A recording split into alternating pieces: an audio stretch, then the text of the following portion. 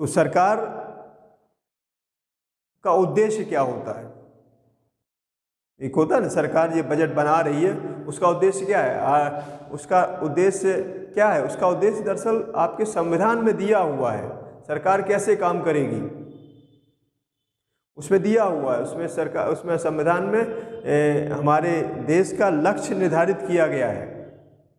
उस लक्ष्य को प्राप्त करने के लिए ये बजट हमें किस रफ्तार से उस लक्ष्य को हम के पास पहुंच रहे हैं, बजट ये भी बताता है। वो लक्ष्य क्या है? हमारे देश का लक्ष्य है विश्व शांति और मानव कल्याण। विश्व शांति क्या है? विश्व शांति का मतलब होता है कि शांति नहीं, शांति मतलब लड़ाई झगड़ा दंगा और ये शांति नहीं। ये शांति तो मानव कल्याण, ये मानव से संबंधित है। विश्व शांति का मतलब होता है पर्यावरण, जल जंगल जमीन सारे जो है सबका ध्यान रखेंगे हम। मानव कल्याण का मतलब है कि मनुष्य से संबंधित सारी गतिविधियां सामान्य और आराम से सुखपूर्वक जीवन वो जिए, उसे कोई महंगाई महसूस ना हो, उसकी सारी आवश्यकताएं आराम से पूरी हो जाएं। ये बजट का उद्देश्य होता है सामान्य अर्थों में। वो उसके रहने खाने और अगली पीढ़ी को शिक्षित करने के वो आसानी से वो काम कर सके, ये सब काम बजट का है, ये सब काम सरकार का है। जैसे एक सामान्य नरेशन आता है, लोग कहते हुए मिल जाएंगे, अरे सरकार क्या क्या कर सकती है? कोई व्यापारी महंगा बेच रहा है तो सरकार उसमें क्या करे? सब जगह तो मोदी जी तो आ नहीं जाएंगे। कोई घटतौली कर रहा है तो इसके लिए सरकार क्या करे? नहीं, सरकार उस चीज़ को प्रभावित करती है। ये जो कर का जो हम ढांचा रखते हैं, है ना, हम विदेशों से ऋण ले रहे हैं या इंटरनल आंतरिक ऋण लेते हैं, इससे हमारी सारी चीज़ें प्रभावित होती हैं। हमारी परचेजिंग पावर प्रभावित होती है, मुद्रा की क्रय शक्ति प्रभावित होती है।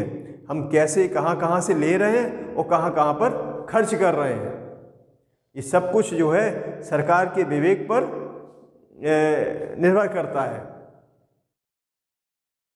आज हम मुख्य रूप से आपको एक बात और बताना चाहते हैं कि चर्चा, जैसे यहाँ पर लिखा हुआ बजट का आकार और इसको इम्पॉर्टेंस हमने लगभग बता दी आपको। बजट का क्या है? मुख्य रूप से बजट के 3 मुख्य कार्य होते हैं। ठीक है, पहला कार्य है बजट का आवंटन कार्य, या कहा जाए एलोकेशन ऑफ बजट। जैसे सामाजिक कार्यों में कितना खर्च करेंगे, इंफ्रास्ट्रक्चर में कितना खर्च करेंगे, अपनी सरकार चलाने में कितना खर्च करेंगे, ये एलोकेशन है फंड का। दूसरा कार्य होता है बजट का पुनरावंटन कार्य। ये पुनरावंटन क्या होता है? पुनरावंटन ये होता है कि सरकार, यहाँ ध्यान दीजिएगा कि 2 तरह के टैक्स लगाती है सरकार। कभी कभी सेस लगाती है ना, तो वो क्यों? उसका एक उद्देश्य होता है। एक तो डायरेक्ट टैक्स होता है और एक इनडायरेक्ट टैक्स होता है।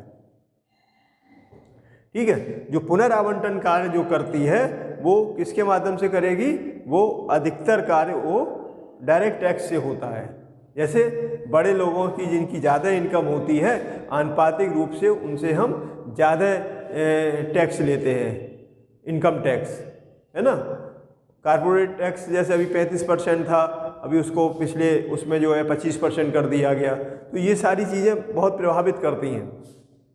उससे क्या कर रहा है? वो एक तरीके से सरकार ये कर रही है, जहाँ पे संपत्ति का या पैसे का एक्युमुलेशन हो रहा है, उसको हम वहाँ से टैक्स के माध्यम से वो सरकार पे जाता है और सरकार उससे जन कल्याणकारी कार्यों को अंजाम देती है, जिससे कि अर्थव्यवस्था में पुनः एक जो है डिमांड पैदा होती है और व्यक्ति को राहत महसूस होती है। ये पुनरावंटन कार्य है। यही सामाजिक न्याय भी इससे कुछ हद तक जो है हासिल करने की कोशिश की जाती है। तीसरा है बजट का स्थिरीकरण कार्य, स्टेबलाइजेशन।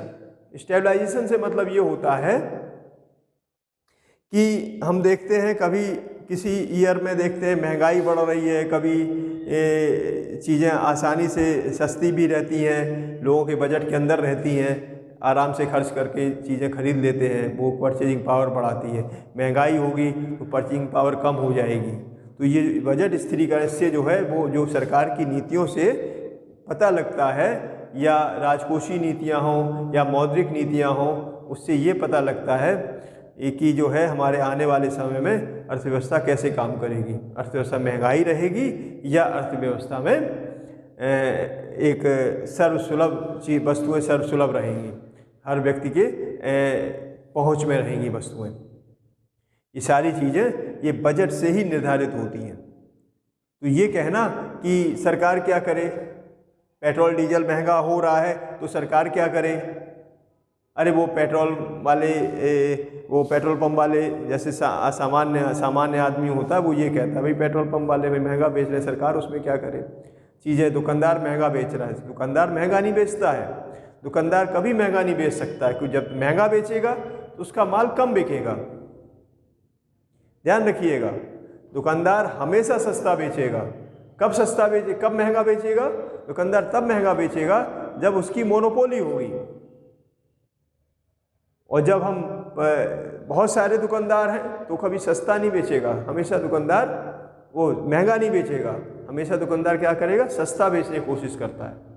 लेकिन सस्ता बेचने में वो कम से कम उसका है ना मिनिमम कॉस्ट तो लेगा ही लेगा, उसके कम में बेचेगा तो उसको लॉस हो जाएगा, दुकान उसकी ख़त्म बंद हो जाएगी।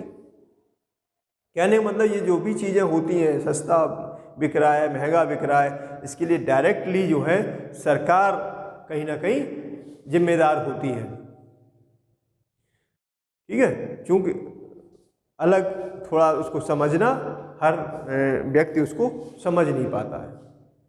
तो सरकार के बजट जो है पूरी अर्थव्यवस्था 15% जहाँ हमने दिखाया आपको, इसमें लिखा हुआ है, देखिए इसमें देखिए कि इस साल 21-22 की जो हमारा जीडीपी है, अनुमानित जीडीपी है, वो कितना 222 लाख करोड़ का है या 2.96 ट्रिलियन यूएसडी का है।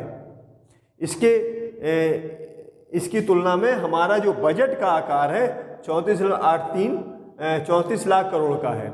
कहाँ 222 लाख करोड़, कहाँ 34 लाख करोड़, बहुत छोटा है।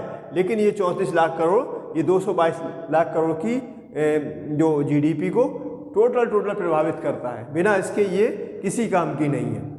ये देखिए यहाँ पर हमने एक आपको ये फिगर बना के दिखाया है कि इसमें जो 21-22 में 15%, ये जीडीपी का जो बजट आकार है जीडीपी का 15% है, लेकिन ये पूरा 15% और ये टोटल कितना है 85%।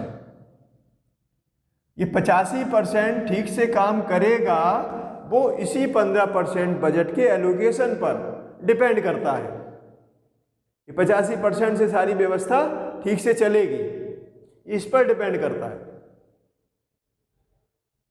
इसी पर डिपेंड करता है कि ये पैसा जो है, जो फंड जो है, उसमें चीज़ें महंगी बिकने वाली हैं या सस्ती बिकने वाली हैं। हमारी शिक्षा सबको सर्वसुलभ होने वाली है, या जो हमारा इंफ्रास्ट्रक्चर बनने वाला है या बिगड़ने वाला है। हमारे यहाँ सामाजिक रूप से उसका प्रभाव क्या पड़ने वाला है, ये सब इसी 15% के एलोकेशन पर ही डिपेंड करती है। बड़ा इम्पोर्टेंट चीज़ है ये बजट से पूरी अर्थव्यवस्था को ये संचालित करता है। ये 15% पूरे 85% को संचालित करता है। बजट आनुपातिक रूप से दिखाया जाता है। हमारे पास 100 रुपये हैं, 100 रुपये को हम किस तरीके से खर्च करें, इस पे डिपेंड करता है।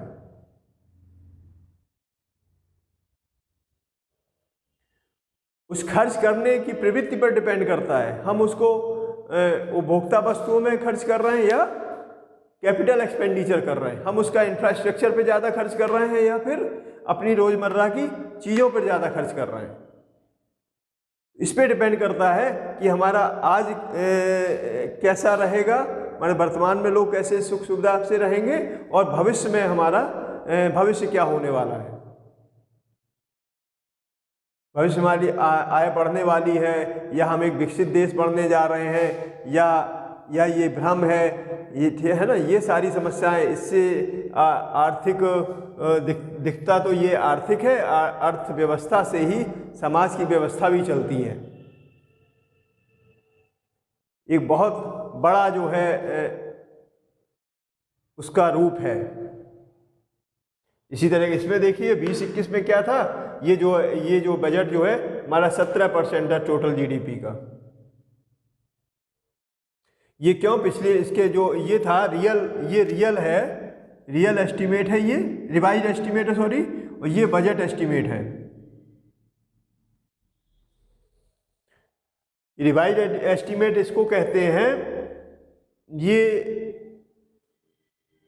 ये बजट एस्टीमेट है, 6 महीने बाद दोबारा रिवाइज किया जाता है। जैसे ये जो भी अनुमान दिए गए हैं, आप ध्यान दीजिए 21-22 के, ये बजट अनुमान है, ठीक है, अनुमान है। ये रियल में हो सकता है कि कम ज़्यादा हो जाए। ये जीडीपी अनुमान है, ये जीडीपी हमारी बढ़ भी सकती है और घट भी सकती है। अनुमान है ये कि ऐसा, ये अनुमान कहाँ से लगाया जा रहा है? पिछले साल के कार्य निष्पादन पर। पिछले साल की इकोनॉमी हमारी कैसी, तो उससे अनुमान ये लगाया गया। ये जो है, ये आंकड़ा जो दिया गया 19-20 का, ये एक्चुअल है। ये बजट, एक्चुअल बजट हमारा ये 26,86,330 रुपये, ये किसका है? 19-20 का है। ये 20-21 का है। बजट एस्टीमेट ये था, और ये हमारा बढ़ के ये हो गया, लगभग 4 लाख करोड़ बढ़ गया। और ये अब इस बार का अनुमान ये 34,83,236, ये अनुमानित बजट है। अब ये बजट घटेगा या बढ़ेगा, ये लगभग 2 साल बाद पता लगेगा। रियल मतलब एक्चुअल तब पता लगेगा। इसी तरीके से इसमें देखिए जीडीपी के आकार को दिया गया है। एक्चुअल जो था 19-20 का ये था लगभग, ठीक है। इसके बाद रिवाइज एस्टीमेट जो इसका आया है 20-21 का ये है, और हमारा बजटरी एस्टीमेट ये है 21-22 का ये है।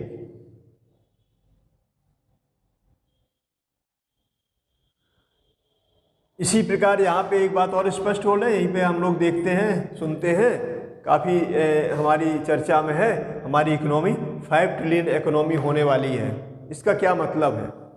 इसको अभी हमने बताया भी था, कहा भी था कि जो है ये अगर हम इसी को चेंज करें यूएसडी में, यूएस डॉलर में, तो ये 2.58 ट्रिलियन होगा। 2.58 ट्रिलियन यूएसडी होगा। ये 194 लाख करोड़ रुपए। ये 222 लाख करोड़ का अगर हम ट्रिलियन यूएसडी में करें तो 2.96 ट्रिलियन यूएसडी होगा। इस समय ये हम यहाँ पर हैं, ये अनुमानित है, हम लगभग यहाँ पर हैं, लगभग 2.5 ट्रिलियन इकोनॉमी है हमारी। इसको हमें जस्ट डबल करनी है, 5 ट्रिलियन पर पहुँचना है ना। और अगर हम रुपए में देखेंगे कि 222 है, इसको हमें 375 लाख करोड़ पे पहुँचाना है, या 194। लगभग हमारी इकोनॉमी वास्तव में सच्चाई में अभी हमें लगता है कि 200 लाख करोड़ के आसपास होगी, है ना। 200 लाख से हमें जो है 375 में पहुँचना है। ये 5 ट्रिलियन है, मतलब हमें जीडीपी का आकार लगभग डबल कर देना है। ये जीडीपी के आकार से संबंधित बातें हैं।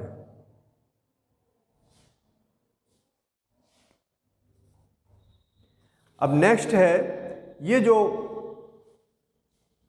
15% है, ये 15% की जो बजट है, ये आता कहाँ से है? वो यहीं से आएगा, इसी इकोनॉमी से आता है। ध्यान दीजिएगा, ये इसको यही जो है संसाधनों को डेवलप करता है 15%, और इसी से घूम के फिर यहीं पर इसमें कर के माध्यम से, गैर कर के माध्यम से यहाँ पहुँचता है। ये बजट है। तो सरकार ये यहाँ से 85% से कैसे कैसे ग्रहण करती है राजस्व, उसको समझें। बजट प्राप्ति के जो हमारे पास 34,83,000 ये दिखाया गया है, इसके 2 स्रोत हैं। एक तो राजस्व आय है, और दूसरी है पूंजी कैपिटल रिसीप्ट्स, पूंजीगत प्राप्तियाँ, ठीक है। तो पहला बताया राजस्व प्राप्तियां। राजस्व प्राप्तियां कौन सी हैं? राजस्व प्राप्तियां दो तरह से की जाती हैं, कर राजस्व से और गैर कर राजस्व से। दो तरह की प्राप्तियां हैं, दो तरह की रिसिप्ट है, रेवेन्यू रिसिप्ट दो तरीके की हैं, ठीक है, टैक्स रेवेन्यू और non tax revenue. Tax revenue में बताया कि दो तरह के टैक्स होते हैं, ठीक है, direct tax and indirect tax, प्रत्यक्ष कर और अप्रत्यक्ष कर। प्रत्यक्ष कर की पहचान क्या है? प्रत्यक्ष कर की ये पहचान ये है, जो व्यक्ति उससे लाभान्वित है या जो व्यक्ति, जैसे इनकम टैक्स है, इनकम किसकी होती है? व्यक्तिगत होती है, कारपोरेशन की होती है, फर्म की होती है। तो ये जो टैक्स लगता है और यही देता भी है डायरेक्टली, तो ये डायरेक्ट टैक्स हो गया। वेल्थ टैक्स है, जिसकी है संपत्ति उसी पे टैक्स लग रहा है। और इनडायरेक्ट टैक्स में क्या होता है? देने वाला कोई होता है, मतलब वास्तव में करारोपण किसी और पर है और पेड कोई और करता है। जैसे अभी आप देखते हो इनडायरेक्ट, सबसे पॉपुलर इनडायरेक्ट टैक्स क्या है? जीएसटी है या वैट है। पेट्रोल पंप से आप पेट्रोल खरीदते हैं, टैक्स पेट्रोल पंप मालिक पे नहीं लग रहा है, टैक्स जो पेट्रोल खरीद रहा है उस पर लग रहा है। वो एक तरीके से मीडिएटर है, वो वहाँ से एक सरकार का काम कर रहा है कहा जाए तो। आपने टैक्स लिया, मान लो 60 रुपये टैक्स का उसी में मूल्य में शामिल है, 100 रुपये का लिया लगभग, और लगभग 60 रुपये उसी में टैक्स, एक्साइज और वैट वगैरह मिला के शामिल है। तो वो 60 रुपये पेट्रोल मालिक किसको देगा? सीधे सरकारी खाते में जमा कर देगा। तो ये इनडायरेक्ट टैक्स हुआ।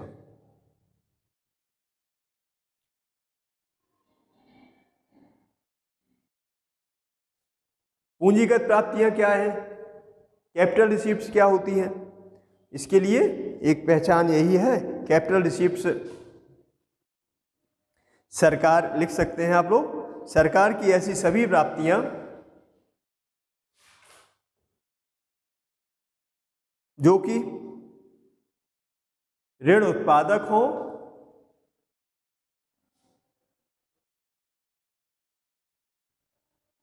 या गैर ऋण उत्पादक भी हो सकती हैं। इसकी सबसे बड़ी पहचान ये है, ये जो कैपिटल रिसीप्ट होगी उसके लिए सरकार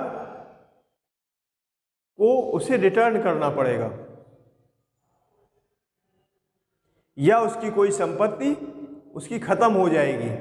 दो तरह से होगा, मतलब वो लायबिलिटी होती है।